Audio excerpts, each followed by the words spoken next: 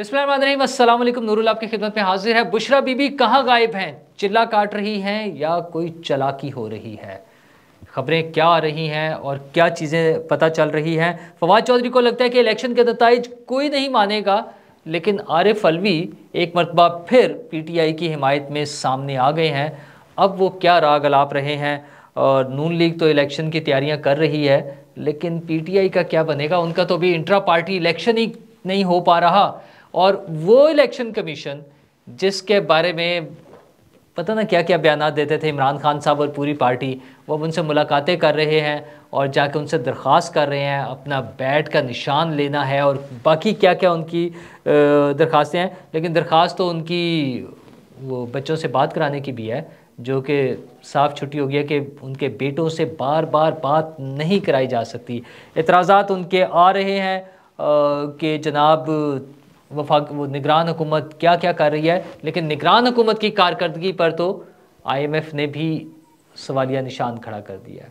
IMF का वफद आया हुआ था पाकिस्तान, जहां बहुत सारी दूसरी बातें हुई हैं। वहां पे एक बड़ा डेफिसिट है, पैसों की ज़रूरत है, जो मैंने पिछली वीडियो में भी आपसे जिक्र किया कि 6 अरब से ज़्यादा, 6 अरब डॉलर से ज़्यादा चाहिए, जिसके लिए दोस्त ममालिक की हेल्प की ज़रूरत होगी। सऊदी अरबिया उसमें शामिल है।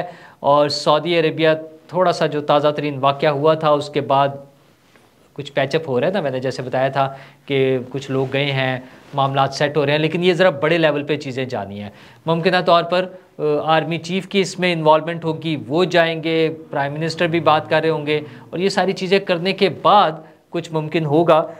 लेकिन आईएमएफ का ख्याल ये है कि हुकूमत को अभी और बहुत कुछ करने की ज़रूरत है, जिसमें टैक्स लग रहे हैं, चीज़ों की कीमतें बढ़ रही हैं। बिजली की कीमत पहले बढ़ चुकी थी, मज़ीद बढ़ गई है। गैस की कीमतें बढ़ाने का नोटिफिकेशन आ गया है। अवाम ने कुर्बानी देनी है जनाब। देखे ना, वो कुर्बानी के बकरे जैसे फॉर्म बने होते हैं ना, बड़े बड़े फार्म हाउसेज जिस पे बकरों के फार्म, तो वो उनकी परवरिश की जा रही होती है, ईद के लिए कुर्बानी के लिए तैयार किया जा रहा होता है। तो अवाम जो है वो तो कुर्बानी के लिए है, तो अवाम ने मज़ीद कुर्बानी देनी है। गैस और बिजली की कीमतें बढ़ा रहे हैं। और आईएमएफ ने तो ये भी एतराज़ किया है कि आपने तरक्याती बजट पिछले 4 माह में इस्तेमाल ही नहीं किया, तो वो जब नहीं इस्तेमाल करेंगे तो ज़ाहिर है पॉवर्टी बढ़ेगी, लोगों को अपॉर्चुनिटीज़ नहीं मिलेंगी, बिजनेस नहीं होंगे, जॉब्स नहीं निकलेंगी। तो ये सारी चीज़ें उस वजह से है कि बजट ही नहीं इस्तेमाल कर रहे। बड़ा बजट इसलिए रखा होता है कि जनाब हमें नज़र आएगा बाद में, हमारे पास पैसे हैं, उसकी बेस पर हमने आगे चलना है। दूसरी तरफ लोन, धड़ाधड़ लोन, ट्रिलियंस ऑफ रुपीज़ के लोन है। लोन्स पे बैक करने में ज़ाहिर है एक बड़ा इशू वो भी है कि लोन्स पे बैक करने हैं, उनके इंटरेस्ट और कुछ बेस अमाउंट देनी होती है। तो माली तौर पर हुकूमत एक तरह से शिकंजे में है। कुछ चीज़ें इंप्रूव भी हुई थी, जैसे आपने देखा कि डॉलर की कीमत कंट्रोल हो गई थी, लेकिन पिछले कुछ दिनों से मुसलसल फिर दोबारा ऊपर जा रही है कीमत, और उसको कंट्रोल करना मुश्किल हो रहा है। लेकिन वफाकी हुकूमत है, लगी हुई है, उस पर एतराज़ात भी हो रहे हैं। एक तरफ आईएमएफ कर रहा है तो दूसरी तरफ पीटीआई वालों का ख्याल है कि अब जो तरक्याती बजट अगले अनाउंस हो रहे हैं या रिलीज़ हो रहे हैं, ये क्यों हो रहे हैं? अब तो इलेक्शन आने वाला है। अच्छा, और इसी हवाले से बहुत सारी चीज़ें हो रही है ना सिर्फ ये पीटीआई का एतराज़ है, पीपल्स पार्टी का भी एतराज़ है कि लेवल प्लेइंग फील्ड नहीं मिल रही है। एक पार्टी को सपोर्ट किया जा रहा है और वो ज़ाहिर है नून लीग के हवाले से सब लोगों को इस वक्त नून लीग पर एतराज़ है। अच्छा, नून लीग मज़े में है। नून लीग कहते हैं जनाब आप जो मर्ज़ी बोलते रहे। मैंने आखिरी वीडियो में भी आपसे कल रात भी जिक्र किया था कि नवाज शरीफ साहब कह रहे हैं जो मर्ज़ी करें। उन्होंने चिल करके गवर्नर हाउस में मीटिंग करके दिखा दिया। उन्होंने कहा देखो मैं यहाँ बैठा हूँ, पार्टी की मीटिंग भी चल रही है, मुलाकातें भी हो रही हैं।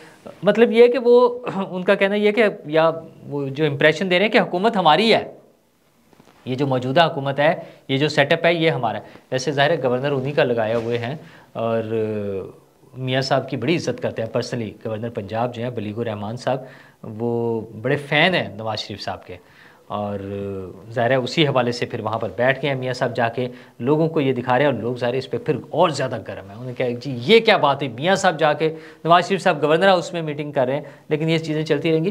पीपल्स पार्टी समेत जब बाकी पार्टियों का लेवल प्लेइंग फील्ड का जो एतराज़ है उसकी किसी को फ़िक्र नहीं है, वो सारी अपनी जगह है। लेकिन सदर मुमलिकत को फ़िक्र है तो पीटीआई के लिए लेवल प्लेइंग फील्ड की, और उन्होंने एक चिट्ठी लिख मारी है, चिट्ठी मेरे कुतबू नू पहुँचाई वे कबूतरा, कुतबू मैंने वैसे कर दिया, ठीक है। तो उन्होंने वो जाकर वज़ीर आज़म साहब को चिट्ठी लिख दिया कि जनाब लेवल प्लेइंग फील्ड का इंतजाम करें, पीटीआई का ख्याल करें, पीटीआई को जलसों की इजाज़त दें, पीटीआई के लोगों को मीटिंग्स की इजाज़त दें, पीटीआई के लोग मुकाबले में होने चाहिए, बहुत ज़रूरी है।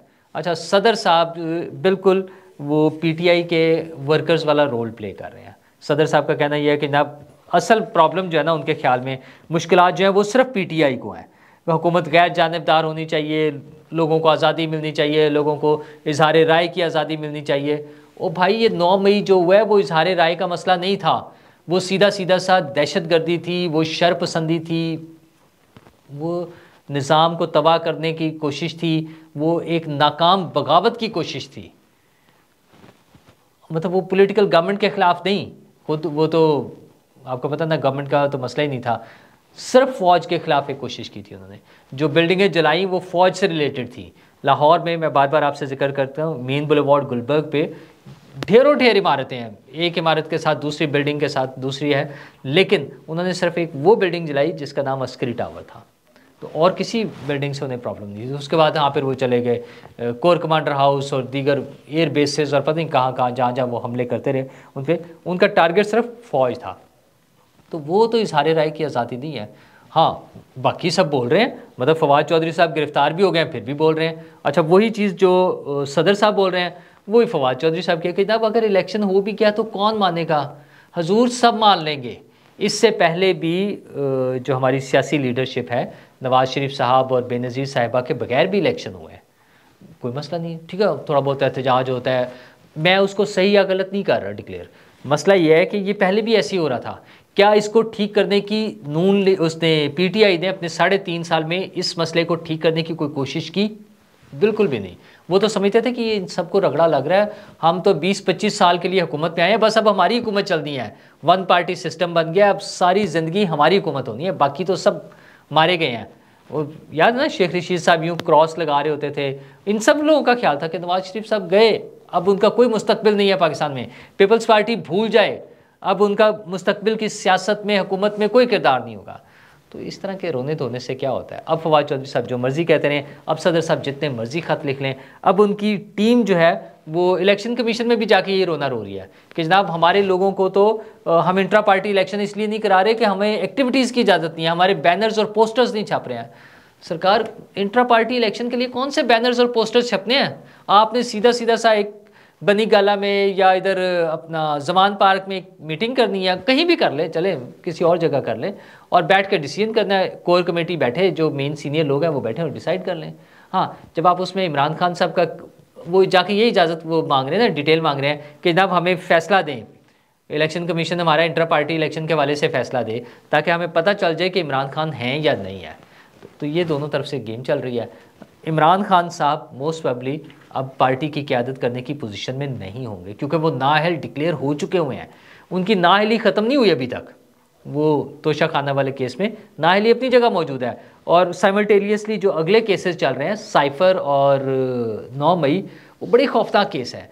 आज भी बल्कि कल वो सुप्रीम कोर्ट में गए हैं कि साइफ़र केस में जो फ़र्द जुर्म आयद हुई है उसकी कार्रवाई को रोकते हैं। फ़र्द जुर्म आयद हो गई है, अब तो आगे स्टेप्स चल रहे हैं, अब तो बयानात हो रहे हैं गवाहों के, अब तो उसकी अनाउंसमेंट दिनों की बात है, चले मैक्सिमम हफ्तों की बात लगा लें, तो उसका फ़ैसला आ जाना है और उसमें बड़ी सज़ा होनी है, 14 साल सज़ाए मौत और इस तरह की बड़ी सज़ाएँ हो सकती हैं। तो वो उनके लिए खौफ का बाइस है। ये जो सदर साहब यहाँ चिट्ठियाँ लिख रहे हैं, वो इलेक्शन कमीशन में गए हुए हैं, फवाद चौधरी साहब उनसे बातें कर रहे थे, एम्बेसडर्स से जाके बातें कर रहे थे, वो प्लानिंग हो रही थी। यहाँ से एम्बेसडर्स को चिट्ठियाँ लिखी जा रही थी पाकिस्तान से, पीटीआई की तरफ से। पहले तो खैर शीरी मज़ारी साहबा भी लगी हुई थी, बाद में वो थोड़ा सा उन्होंने अपने आप को अलग कर लिया पॉलिटिकल एक्टिविटीज़ से। तो ये सारी चीज़ें करके कोई रिज़ल्ट नहीं निकल रहा, कोई रिज़ल्ट नहीं निकल रहा। वो आज भी एक दोस्त हमारे हैं, उनसे मुलाकात थी, तो वो कह रहे थे यार ये उन केसेस पे क्यों नहीं कार्रवाई हो रही, इलेक्शन जो था तोशा खाना और फॉरेन फंडिंग। तो मेरा ख्याल ये था कि इन दोनों केसेस में, वैसे तो तोशा खाना में और क्या होना है, नाअहली तो हो चुकी हुई है, अब तो अपील और वो सारा पेंडिंग है ना चीज़ें जो भी चलेंगी। मसला ये है कि ये वो केसेस हैं जिस पे पीटीआई इल्ज़ाम लगाएगी कि ये हमारी पॉलिटिकल विक्टिमाइजेशन हो रही है। लेकिन जो 2 केसेस हैं, बड़े केसेस, साइफ़र का केस और 9 मई का केस, उसमें पॉलिटिकल विक्टिमाइजेशन का रोना नहीं रोया जा सकेगा। वो बड़े क्लियर से सीधे सीधे से केसेस हैं और किसी पार्टी ने ऐसा नहीं किया हुआ।